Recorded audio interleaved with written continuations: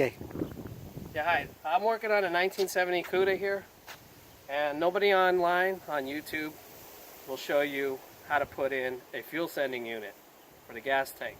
Now what you need to know on this particular car, they're probably 70 to 74, is you do not have to have the tank taken down. You can get it from the side. There's another guy on YouTube, he's kind of an idiot, doesn't know what he's talking about, showing how you do it when it's out of the car. So this is a new one. I suggest replacing the lines, and here we go.